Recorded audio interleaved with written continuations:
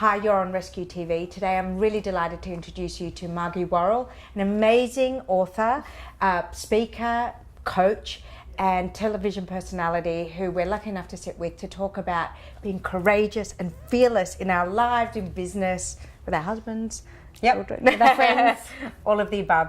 Margie, you've written a number of books around this subject, and your latest book is this one, which I think is going to be a working woman's Bible, Stop Playing It Safe. Tell me about where you're coming from when you're talking about playing it safe. Yeah, well, you know, I think when I talk about playing safe, I'm talking about not putting ourselves at risk. And often when we think about taking risk, we think about financial risk or physical risk. But I'm really talking about that emotional, social risk, that we don't want to put our reputation on the line, that we don't want to speak up and have a conversation in case we're rejected or we ruffle feathers or we hurt someone's feelings. So when I talk about stop playing safe, I really am about getting people to think bigger about what they want to do with their lives, to take bolder actions, to be braver in the conversations that they're having. Because having worked a lot around the world, I've seen so many people held back because they're playing safe. They're too afraid to fail, to look foolish, and it really holds them back. So let's talk about your work around the world. You spend a lot of time in the US, and in fact you've been living there for the past 10 years. You've just moved back to Australia. One of the things that I think really shook up people's ability to feel probably a bit riskier is what happened in 2008, 2009, the GFC, and the knock-on effects that are happening in Australia's economy with working families, women, is people are losing their jobs. Yep. People are re-entering the workforce maybe after having a baby, and the world has changed since they were here last. Yep. How do you become a risk taker? How do you not jeopardize, yourself and your career in that environment that's changed so much? Yeah, look, it's a great question, and obviously we've always got to weigh up pros and cons and how much we can afford to lose. Yeah. But that said, when things get more competitive and when it is uncertain, our natural response to uncertainty is to pull back, to stick with what we know, to not take risks. And the fact is that if we don't take risks, if we don't speak up, if we don't try things, we actually can put ourselves more at risk of losing our job or not getting the promotion that we want. Not being noticed. Yeah, so while there's a difference between saying, that's it, I quit my job and I'm going to do a startup, and just saying, you know what, I'm not going to just sit here in the meeting and say nothing. I'm going to actually speak up, I'm going to contribute, I'm going to put my hand up, I'm going to try something different. So obviously risk lies on a spectrum. But so when I wrote Stop Playing Safe, for some people it might be just literally taking on a whole new path in their life. But for others, it's just being bolder and more courageous in what we do on a daily basis. And I really believe that the more uncertain the world is, the faster it is, the more competitive it is, the more we have to be willing to get outside our comfort zone, to speak up and to take that risk, because I think that's what gets you noticed. That's where you add more value. And ultimately, I think that's where we create more security for ourselves, not less.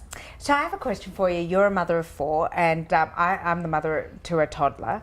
And I think that one of the big challenges when you're a parent is to give just enough freedom and opportunity for your children to express themselves, to experiment with life, and I guess you want to be there as a cheer squad. And then on the other side, I think one of the first sentences that you utter to your child is, be careful, Yep. don't do that, be careful.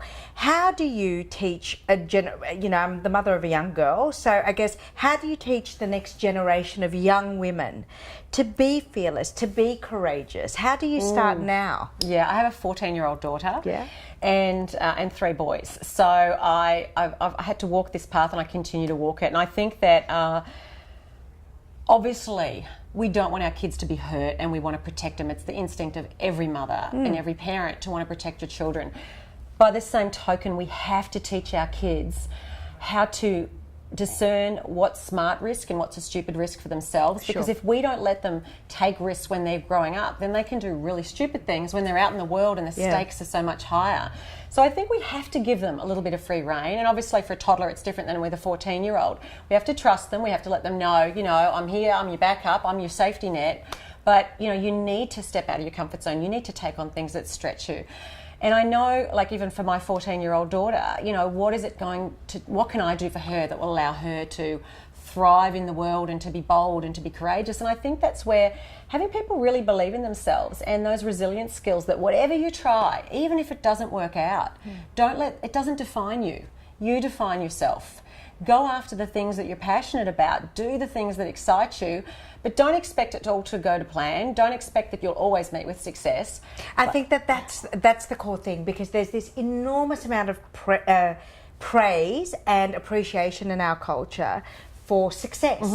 And so there's this, as you said, there's this thing of like everything we do, and there's all this, you know, accolades and everyone has to win a trophy. Yeah, everyone has to get first. So you know, I think that perhaps that's the shadow side, that if you don't learn about the beauty of scraping your knees and the inevitability of not being a winner in every single instant. And for us in our own lives, that's just it. So often people don't try things because they're not 100% guaranteed that they'll succeed. Yeah, or be good at it. Every worthwhile endeavour is going to involve an element of risk. Anything that you really want to do and that you're passionate about will call you to put your vulnerability on the line, to take those risks. And sometimes that's going to not work out the way you want it to. That's just life. And I think when we know that we are not defined by our environment, we're not defined by our wins or our losses, that we ultimately do define ourselves, and that when we have that faith that whatever happens, I can handle it, I think it really opens up whole new realms of possibility. And you go, well, if I can handle anything, what is it that I really want to do? And I really believe that... So if you could dream the big dream, what would it be? Yeah, and I think too often we don't even dream the big dream, because that in itself puts us at risk, because soon as we let our imagination go and you go, well, if I could really have what I want, then suddenly we feel vulnerable. Oh, but what if I can't achieve it? And I think that moment, as soon as we connect with a big vision, the next moment is overwhelm and vulnerability. So it's about having the courage to dream bigger, to think bigger, but then having that courage to take a step and go, you know what, I'm going to put myself at risk. I'm going to dare. But it's only when we do that we realise we can do more than we thought we could. And people will often say to me, but I don't feel that brave. I wish I was more confident. I'm going to wait till I feel more, courageous. I'm like, don't wait, because you learn to be more courageous by doing courageous things, by doing things that scare you. And so, like, to my kids, I encourage them to do things that scare them a little bit, because that's where you build confidence. And for me, I think I grew up on a dairy farm, one of 7 kids, and left home at 18 to move to the city, which was scary. And then at 21 went travelling around the world for a few years, which was a bit scary.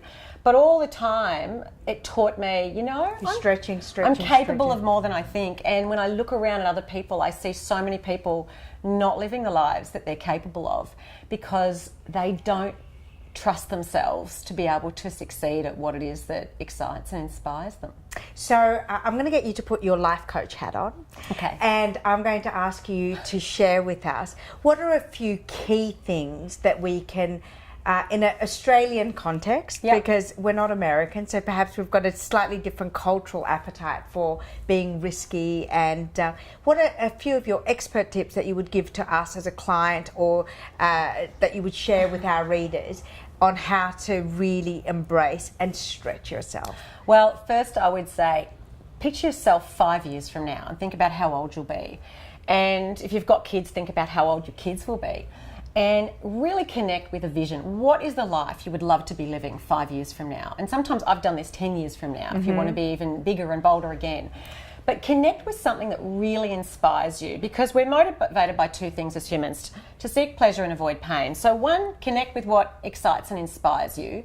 But 2, picture yourself 5 years from now. If you do nothing, if you just stay on that path of least resistance, if you play safe, if you don't make the changes that you sort of maybe feeling you want to make, or you don't take those chances, how will you feel about yourself 5 years from now if that's the case? And I think getting people to, 1, connect with a vision that excites them, but also what's the cost of inaction? Because so often we discount or deny the cost of inaction, and we go, oh, it's not so bad, it's fine.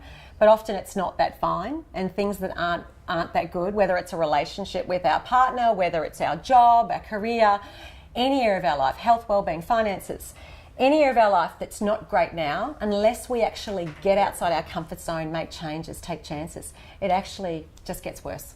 Well, thank you so much. And you can learn, this is the manual for really changing the way that you feel about risk and stop playing safe. Thank you so much for joining us. My pleasure.